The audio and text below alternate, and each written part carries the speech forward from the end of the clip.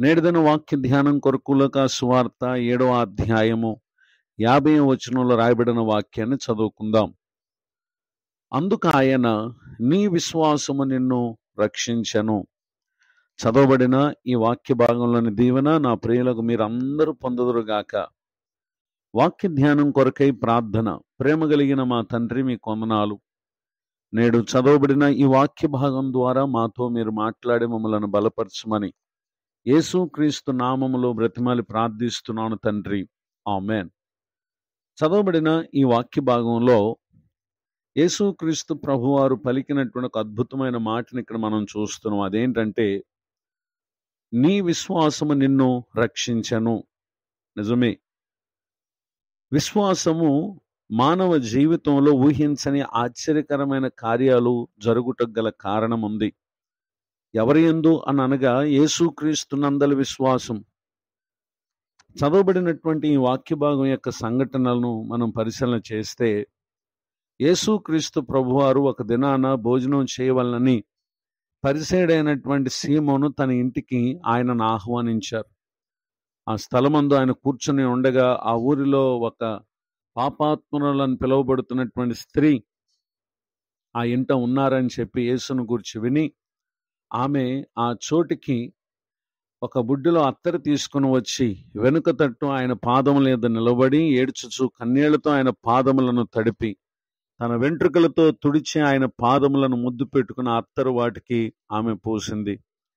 ఈ సంఘటన అంతటిని చూస్తున్నటువంటి ఆ ఇంటికి పిలిచినటువంటి వ్యక్తి, ఈయన ప్రవక్త అయిన ఎడల తన్ను ముట్టుకుని ఈ స్త్రీ ఎవతయో ఎటువంటిదో ఎరిగి ఉండును, ఇది పాపాత్మురాలని తనలో తాను అనుకున్నాడు.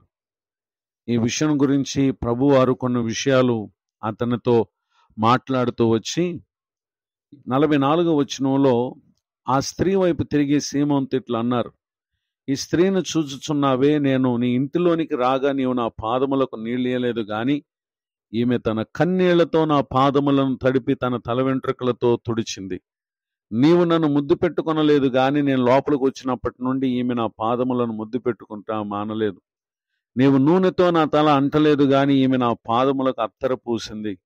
ఆమె విస్తారముగా ప్రేమించను గనక ఆమె యొక్క విస్తార పాపములు క్షమించబడినని నీతో చెప్పుచున్నానని చెప్పి యేసు ప్రభువారు మాట్లాడారు. నిజమే, ఆమె ఎంత విశ్వాసం ఉంచిందో ఆమె చూపినటువంటి ఆ క్రియల ద్వారా ఇక్కడ మనం చూస్తా ఉన్నాం.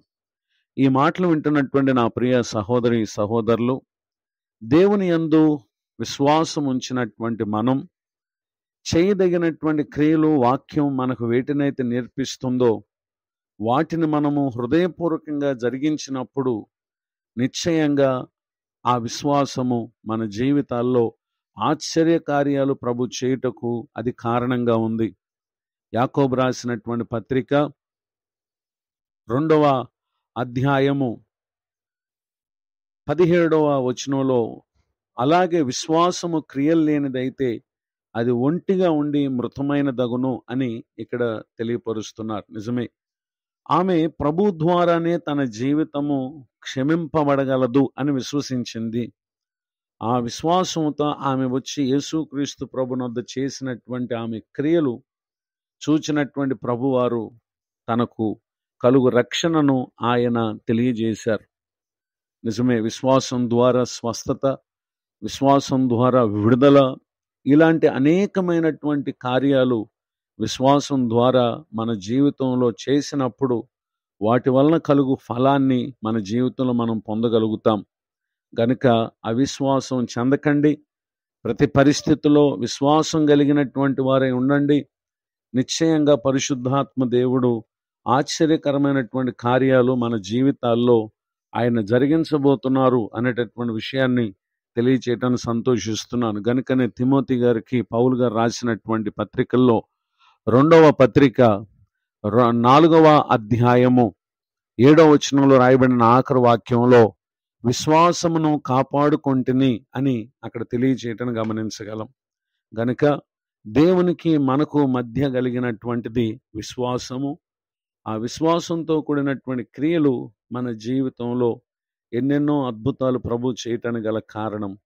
ఇట్టి కృపకు నా ప్రియులకు మీరు అందరూ కూడా పాత్రులు కావాలని కోరుతూ ఈ మాటలు ముగిస్తున్నాను. ప్రార్థన. ప్రేమ కలిగిన మా తండ్రి, మీకు వందనాలు.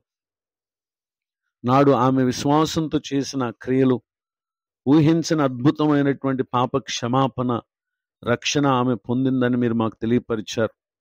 మా ప్రియులు కూడా తాము మీ యందు విశ్వాసం ఉంచి నీ వాక్య ప్రకారంగా ప్రతి కార్యం చేసి మీ వద్ద నుండి వచ్చి ప్రతి మేలు పొందటానికి సహాయం చేయండి. దైవజనులను, వారి కుటుంబాన్ని, సేవా పరిచయం దీవించండి. కృంగిన వారిని, దుఃఖితులను, వేదనలు ఉన్న వారిని ఆదరించమని ప్రార్థన చేస్తున్నాను.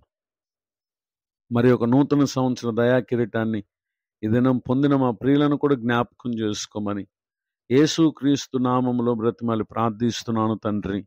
ఆమేన్. తండ్రి, కుమార, పరిశుద్ధాత్మ దేవుడితోడే నడిపించును గాక. ఆమేన్.